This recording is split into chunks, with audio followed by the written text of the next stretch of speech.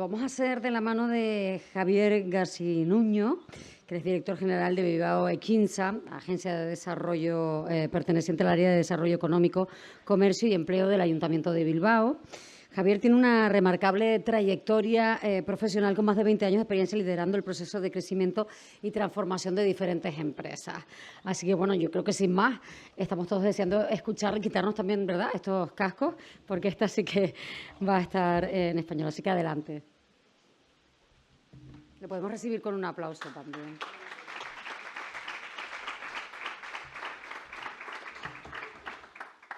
Va a ser en español, pero me había pedido Diego que le hiciera en euskera. Diego, ¿lo hago en euskera?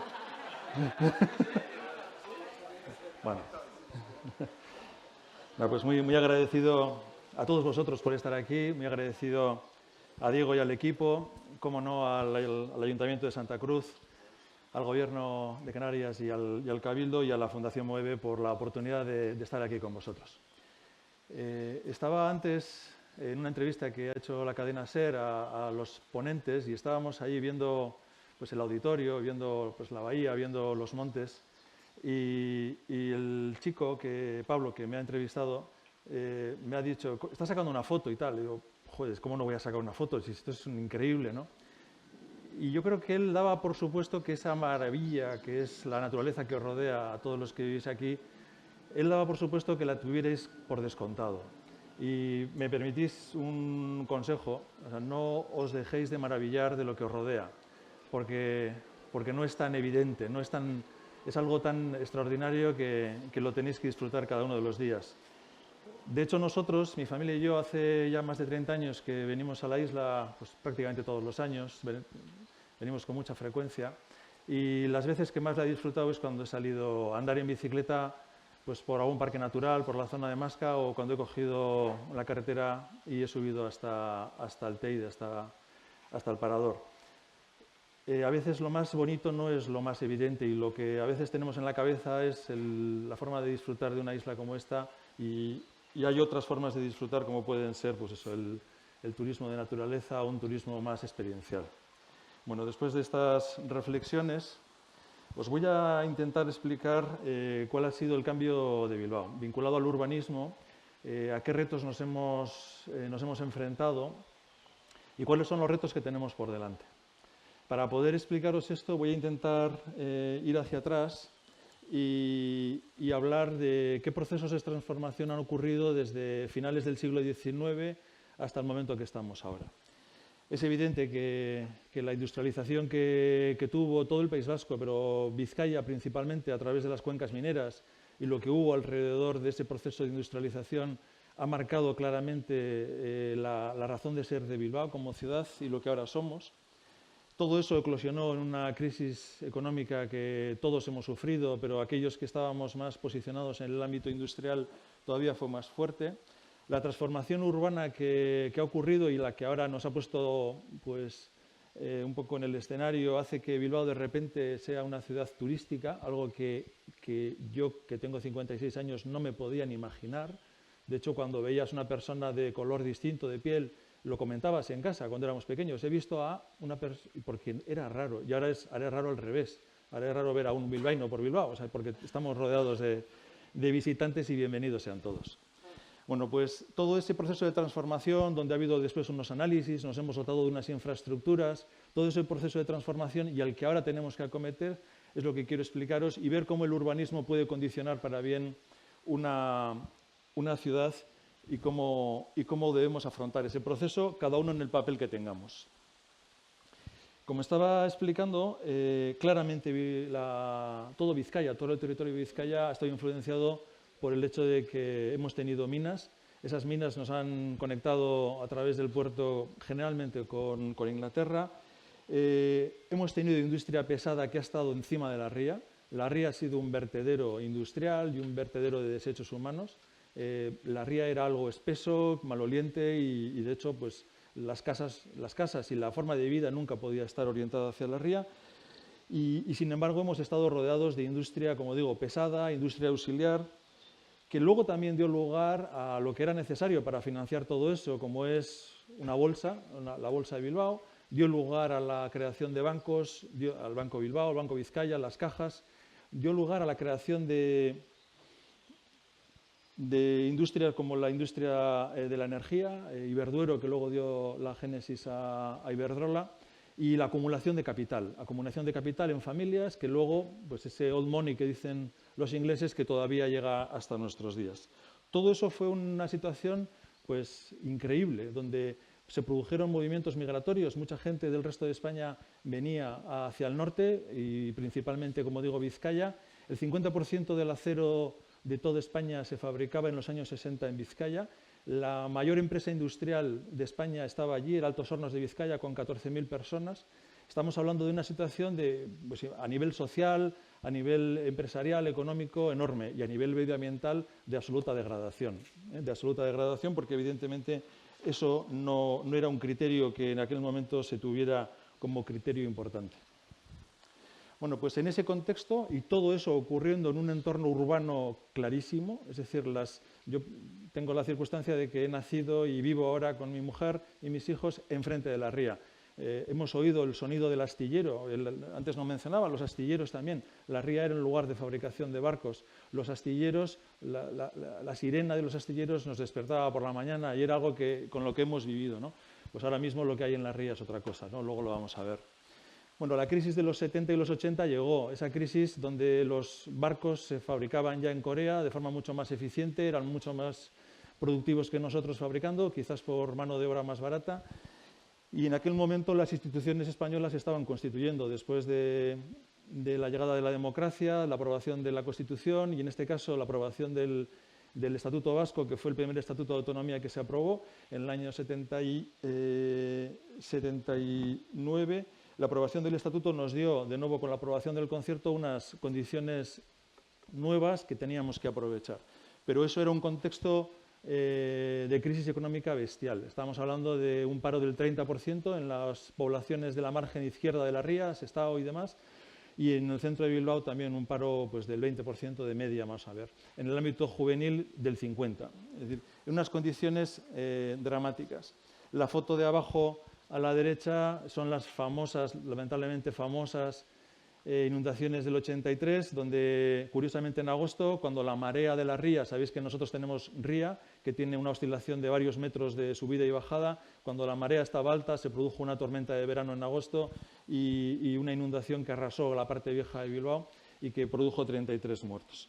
Bueno, ese es el contexto en el que nos estábamos moviendo en aquel momento, un contexto de crisis, de depresión y de dudas, donde unas instituciones vascas acababan de nacer e intentaban gestionar todo ese caos.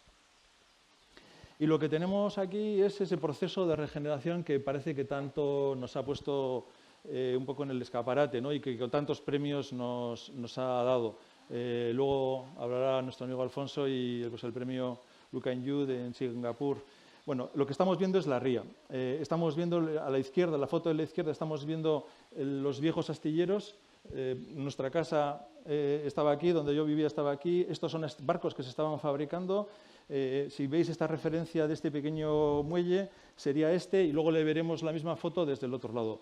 Aquí era una fábrica de barcos y un poquito más allá estarían unos muelles donde se depositaban los contenedores, porque la ría era navegable y es navegable hasta más allá de ese puente que se abre. Ese es el puente de Deusto. Esta sería la Universidad de Deusto y aquí estaría el futuro Guggenheim, ¿no? Ahora veríamos este cambio que ha habido. Esto es un palacio de congresos, el Palacio de Euskalduna, y esto es un cambio que se produjo de regeneración urbana clarísimamente y que tanta fama nos ha dado. Aquí intento explicar cómo también se ha modificado la salida de la ría con el nacimiento del puerto. El puerto en sí mismo es una fuente de ingresos porque se están ubicando fábricas en el puerto, tiene suficiente amplitud como para acoger fábricas que dan trabajo a cientos de trabajadores. Ahora mismo la más conocida es la fábrica Aisea Wind, que fabrica palas de molinos eólicos. Esto es la regeneración que ha habido en la ría y por la que nos han conocido hasta la fecha. Seguimos viviendo de ese éxito, y eso ha ocurrido ya hace más de 25 años. La foto que vamos a ver ahora está en sentido contrario. Si os habéis fijado antes en este puente, ahora estamos viendo desde el sur hacia el norte. El mar estaría allí. Y esta es la foto en sentido contrario. Y ahí se ve de nuevo cómo era la zona de muelles donde se depositaban los contenedores, el puente de Deusto se abría, pasaban los barcos y ahora toda esa zona es donde está ubicada el Museo Guggenheim. La Torre Iberdrola, bueno, pues la sede principal de Iberdrola está ubicada aquí y ese es el espacio de regeneración que ha habido en Bilbao. Es muy bonito y reconozco que cuando alguien pasea por ahí pues se queda sobre todo con la idea de la limpieza de las calles, las flores de los jardines y demás. Y eso es un poco lo que hemos conseguido hasta la fecha. ¿Qué es lo que supuso esa regeneración y esa salida de empresas? Pues que claramente hemos perdido centros de decisión en el centro de la ciudad. No tenemos, aparte de esa torre Iberdrola, que está llena al 100%, eso es cierto que está llena no tanto de Iberdrola, sino de proveedores de Iberdrola. Hay muchas sedes y centros de decisión de Iberdrola que están ubicados en Madrid. El BBVA ya desmovilizó y deslocalizó toda su sede principal de Bilbao a Madrid. Iberdrola en la torre lo que tiene son proveedores principalmente. Lo que hemos hecho ha sido desarrollar, en este caso en Zamudio, Zamudio es el valle que está al lado, el valle de al lado de Bilbao, se ha desarrollado toda la zona de centros tecnológicos. De hecho, fuimos pioneros en toda España en el desarrollar la red de centros tecnológicos. Ahora mismo hay 220 empresas en 250 hectáreas, solamente en Vizcaya, y estamos hablando de 12.000 empleos en Vizcaya. Y estamos hablando de unos 5.000 millones de euros de facturación. Centros tecnológicos que trabajan en el ámbito de aeronáutica, biociencias, seguridad y demás. Esa ha sido la transformación que ha tenido Bilbao. Ha vaciado la ciudad de industria, la hemos convertido en unos parques fantásticos, en un lugar muy bonito para vivir, pero no tenemos centros de decisión y no tenemos acumulación de empresa en oficina en el centro de la ciudad. Bueno, el Guggenheim, que antes lo mencionaba Jenny, claro, el Guggenheim se hizo en el año 91, empezamos con ese proyecto. Se firmó el acuerdo con la Fundación Solomon Guggenheim y se terminó en el año 97 de construir. De nuevo, en el momento en el que se hizo eso, estábamos en una situación absolutamente caótica. Como le he dicho antes, pues teníamos el puente de Deusto, que es donde estaba el astillero Euskalduna, pues había manifestaciones constantemente, estaba paralizado y demás. Era un momento en el que las redes sociales no existían y la presión social no se podía materializar como se hace ahora.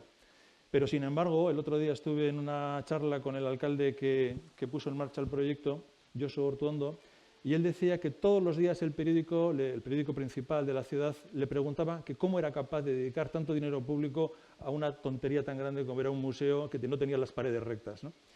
Pues esa es la realidad, que a veces las decisiones importantes las tienen que tomar hombres visionarios, hombres y mujeres visionarias. Y en ese caso, aquellas personas en ese contexto absolutamente de incertidumbre, cuando nadie veía el sentido de aquello, pues alguien tomó esa decisión. Pero digo el Museo Guggenheim, no digo el metro de Bilbao. Cuando se construye el metro de Bilbao, nadie dice, pero ¿para qué hacemos esto? Si vamos muy bien en autobús, ¿para qué construimos un metro con lo que cuesta soterrar un terreno y levantarlo en una ciudad en la que vives, ¿no? Bueno, pues esos esfuerzos, esas decisiones tan complicadas las tienen que tomar personas, hombres y mujeres, que viendo más allá de lo que quizás vemos los ciudadanos normales, toman decisiones arriesgadas y las ponen en marcha. El Museo Guggenheim, como curiosidad, se consiguió para la ciudad de Bilbao en competencia con Venecia, que era también alguien que estaba pujando por ello. Y parece ser que fue la determinación de las autoridades que fueron a Nueva York la que hizo que la Fundación Guggenheim se decidiera por Bilbao. Este edificio era la propuesta que se llama ahora La Lóndiga, el edificio Azcuna. Es la propuesta que ellos lanzaron a la Fundación Guggenheim. Dijeron que aquí era un antiguo almacén de vinos, es enorme, pero bueno, se ofreció esta propuesta como solución para ocupar el Guggenheim, y Frank Gehry dijo que el Guggenheim lo quería donde él veía que había contenedores, él estaba viendo ya un edificio increíble, ¿no? Es lo que tiene la gente que ve más allá de los demás. ¿Qué es lo que tenemos en Bilbao? Pues tenemos lo que quizás todos ya veis, ¿no? Tenemos una gran calidad de vida, tenemos una tasa de ahorro alta, tenemos unos salarios altos, tenemos una renta per cápita alta comparado con parámetros españoles o con parámetros europeos. La capacidad que tenemos de invertir en I+D+I es muy alta por parte de los centros tecnológicos. Esa es la situación verdadera.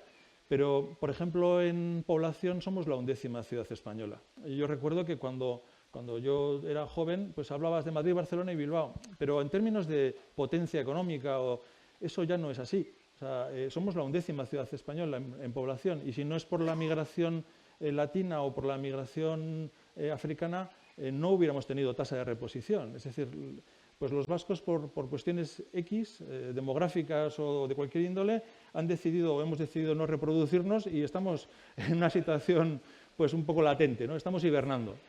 Entonces, ese es el hecho, no es nada que no sea así. Somos 370 y algo mil habitantes en Bilbao, y es cierto que lo que es toda la cuenca del Nervión llegaríamos al 1.000.000. 1/3 de la población de toda Euskadi está concentrada alrededor de la ría. Entonces, tenemos esas condiciones, tenemos unos servicios públicos buenos a nivel de sanidad, seguridad, un entorno natural también que nos rodea y la posibilidad de disfrutar de una playa, de un monte. Esa es la realidad, pero como digo, tenemos una población envejecida, tenemos más mascotas que niños, esa es la realidad. Tenemos pérdida de centros de decisión empresarial, como he dicho antes. Lo que antes era una potencia económica que contaminaba, que era molesta, que era ruidosa, pues ahora ya no es, ahora es una ciudad preciosa, pero esas empresas ya no están entre nosotros, ¿no? Y tenemos la sensación de que también se ha perdido un dinamismo empresarial privado, ¿no? Lo público está creciendo mucho. Yo, como ha explicado la presentadora, soy director general de la Agencia de Promoción Económica del Ayuntamiento de Bilbao. Lo público crece mucho y la iniciativa privada se ha ido retrayendo. Bueno, ¿dónde vemos las oportunidades para nosotros a partir de ahora y dónde vemos ese desarrollo futuro urbanístico? Lo vemos en esa isla, que es curioso que se hable de una isla aquí en Tenerife. Lo vemos en esa isla que se llama Zorrozaurre. Zorrozaurre son dos palabras, que es Zorroza, es el nombre de un barrio, Aurre es delante de Zorroza, ¿vale? Bueno, pues ahí veríamos dónde está ubicada esa isla, que como veis, pues en línea recta serían unos 20 kilómetros del mar. Ahí vemos la proporción que tiene esa isla con relación a Bilbao, es decir, que es una isla que tiene un tamaño considerable, y le llamo isla porque está rodeada de agua, o sea, no es que sea una forma de hablar metafórica, ¿vale? Está rodeada de agua y ahora os explico cómo nace la isla. Bueno, ya en 1922 hubo un proyecto de construir, ¿veis cómo hace la ría esa curva? Hubo un proyecto de construir un canal, ¿vale? En la isla, perdón, en Deusto, recortando esa curva. Ese proyecto se culmina en el 68, ¿vale? Que ahí ya se empieza a hacer, son tierras bastante húmedas y se puede excavar fácilmente, se culmina en el 68, pero se remata en el 2008. Se remata quiere decir que se ha quedado desde el 68 hasta el 2008 sin terminar el canal, o sea, se construyó una península, por así decir, y es en el 2008 donde se termina definitivamente ese último trocito que quedaba, se termina y se corta la península apareciendo esa isla. Ese espacio que había allí, esa península, estaba llena de actividad industrial, pues no pesada, pero por ejemplo había una fábrica de cadenas de barco, había pues, industria auxiliar y demás. No había prácticamente población viviendo, aunque sí había una iglesia, había un pequeño barrio, pero no había prácticamente población, pero lo que sí había es mucha industria. Bueno, se produce ese corte, se constituye ya lo que es la isla. Tenemos incluso un debate, como no podía ser de otra manera en el país de donde vengo, teníamos un debate ideológico de cómo llamarle a eso. Si es la isla de Bilbao, si es la isla de Zorrozaurre o si es la Ribera de Deusto, que es lo que quieren llamarle algunos, quieren mantener el nombre de que eso es la Ribera de Deusto, negando el hecho de que se ha producido ya un corte en la orografía. Bueno, pues eso es el nacimiento de la isla, que ha tardado tanto tiempo y que ahora ya está en una fase avanzada de urbanización. Se han constituido 2 unidades de ejecución. La primera unidad es Punta Norte y Punta Sur, donde ya se ha hecho el proceso de urbanización y de permuta de terrenos, y ahora estamos en la fase de la unidad 2, donde también ahora ya se han puesto valor a las unidades y están ejecutándose las permutas y las correspondientes expropiaciones. El tranvía atravesará la isla desde el sur hacia el norte. Como veis, aquí está el estadio de San Mamés. La isla va a atravesar del sur al norte, el tranvía va a atravesar del sur al norte la isla y saldrá hacia esa otra península que vemos allí, que luego hablaré de ello otra vez. Bueno, aquí hay algunas fotos de cómo se hizo ese proceso de excavación, de cómo pues, hubo que rematarlo. Al principio, curiosamente, el motivo para salvar esa curva que habíamos visto antes, el motivo era para que salieran los barcos del astillero. Los barcos grandes no iban a poder dar esa curva, entonces se pensó que haciendo un canal que fuera directamente al mar y que evitara la curva del barrio de Olaveaga, pues ese canal haría que los barcos enfilarían directamente hacia el mar. Una vez que en el 2008 ya no hay astillero, porque como he dicho se cerró, el sentido de terminar el canal era desaguar mejor la ría en caso de inundaciones otra vez. Esos son los dos motivos, más allá de un tercero que pudiera ser estético, esos son los dos motivos que hubo. El primero era el astillero, el segundo era desaguar la ría y otro es una cuestión ya de terminarlo y dejar el trabajo hecho de una vez. En todo caso, nace la isla, que como veis tiene 2,5 kilómetros de largo y entre 200 y 300 metros en la parte más ancha. Es una isla realmente pequeñita, que lo que estamos viendo es que es un espacio de oportunidad precisamente para volver otra vez a acercar a los centros de decisión a la ciudad. Antes ponía un ejemplo, de la misma manera que cuando los franceses deciden que vayamos a comprar a centros comerciales y se inventan los Carrefours y demás, y nosotros vamos por detrás y le seguimos, salíamos todos a comprar a un centro comercial, comíamos una hamburguesa, íbamos al cine y luego volvíamos a casa con el coche lleno. Ahora mismo lo que apreciamos es más nuestro tiempo y nos gusta más comprar cerca de nuestra casa, y la tendencia que hay es comprar en el supermercado más cercano, sea cual sea la marca que tengamos allí. Bueno, pues lo mismo está ocurriendo con las empresas. Las personas jóvenes cada vez valoran más su trabajo, no quieren moverse a centros tecnológicos, no quieren pasar el tiempo en un atasco, quieren trabajar cerca de su casa o incluso quieren trabajar 2 días o 3 a la semana en teletrabajo. Eso es lo que vamos a intentar hacer con este espacio, ubicar aquí lo que llamamos un distrito urbano de innovación. Este sería el dibujo antes de terminar el canal, como lo veis, y este es el dibujo que hizo Zaha Hadid en el encargo que se le hizo de hacer un master plan. La idea sería que, siendo el sur la derecha, tuviera los edificios más altos. Está, lógicamente, ya en el plan general especial, en el plan general de ordenación, está ya definido cuál es la edificabilidad de cada solar y demás, pero se hablan de edificios altos, al principio de 20 y algo plantas, va bajando hasta el barrio central, que es el barrio original que había, donde está la plaza de la iglesia, y luego vuelve a subir otra vez para llegar a la punta norte.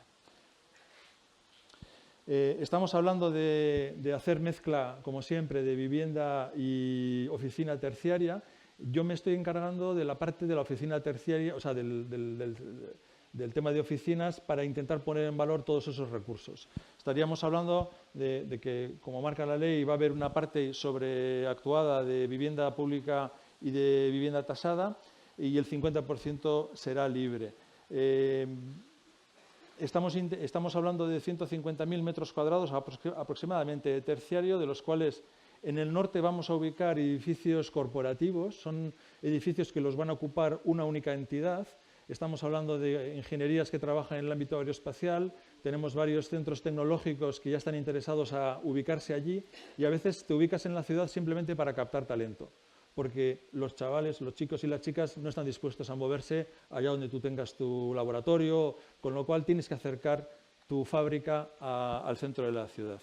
Y también tenemos universidades que ya están ubicadas en la isla. Esa idea de combinar la vivienda con los centros tecnológicos, con las universidades, con las oficinas, con los laboratorios, con los espacios de incubación de startup, todo eso en esa idea de cuádruple hélice es lo que pretendemos que sea nuestro punto fuerte y nuestra ventaja competitiva. Como digo, estamos buscando puntos de especialización, y ya se hablan de algunos. El tema de la ciberseguridad es importante, la inteligencia artificial hoy es un mantra que es evidente que tenemos que trabajar. La computación cuántica, tanto Vizcaya como Guipúzcoa han hecho una apuesta estratégica con la computación cuántica, buscando alianzas principalmente con IBM para tener a nuestra disposición físicamente un ordenador cuántico para que los investigadores y centros tecnológicos puedan trabajar con ella. Así que esos son los puntos de trabajo en los que estamos funcionando, ¿vale? Es cierto que la isla quiere tener también atributos vinculados a la sostenibilidad, la dotación equipamental pública, es decir, que la isla tenga unos atributos que por los cuales pueda ser reconocida y que sea incluso, digo una palabra, sea aspiracional. Que cualquier persona, ciudadano o trabajador, quiera ir a esa isla a trabajar porque tenga unas motivaciones pues por lo que va a encontrar allí, porque va a encontrar cosas que en otros espacios no va a encontrar, ¿vale? Esa idea de convertirlo en algo cool, si podemos decir.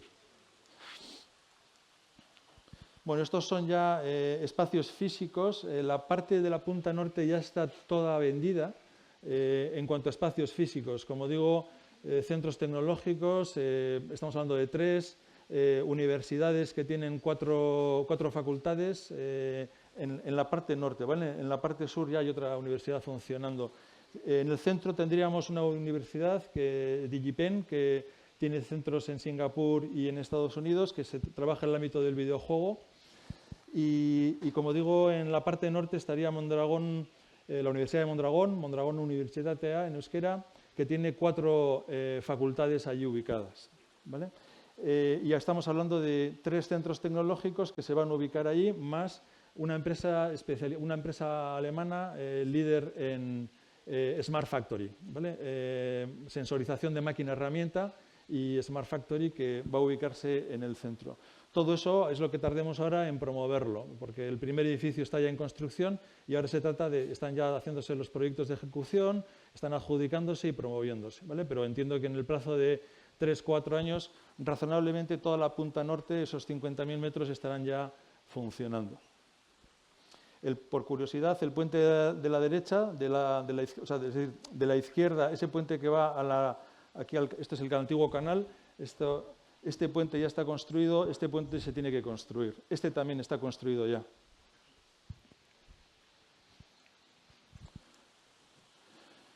Bueno, aquí estaríamos viendo los nombres de las empresas que os he mencionado antes. Bueno, IDOM es una de las ingenierías, pues IDOM por ejemplo, es la ingeniería que ha construido el estadio de San Mamés, pero que está construyendo en todo el mundo, en Arabia, un montón de edificios e infraestructuras públicas. IDOM va a ubicar allí un centro vinculado a temas aeroespaciales. Ikerlan es uno de los centros tecnológicos, Vicontec es otro, que Vicontec ya está ubicado allí, Ikerlan es otro que pertenece a la Corporación Mondragón y, como digo, la Corporación Mondragón, que amplía las 4 facultades que ya tiene, las amplía con más recursos que se le ofrecen. El espacio de la RZ9 es el que os he hablado de Smart Factory, que se va a anunciar en público pronto. La RZ17 es un edificio que bien conoce Alfonso Vegara, que ahora está en fase de construcción. Esto es la punta norte. El espacio que vemos allí al fondo es la punta sur y allí hay varios. Ahora mismo, por ejemplo, estamos trabajando mucho con los clústeres. Sabéis que en Euskadi se siguió la estela de Michael Porter para intentar clusterizar todas las cadenas de valor de las principales industrias que operan en nuestro territorio.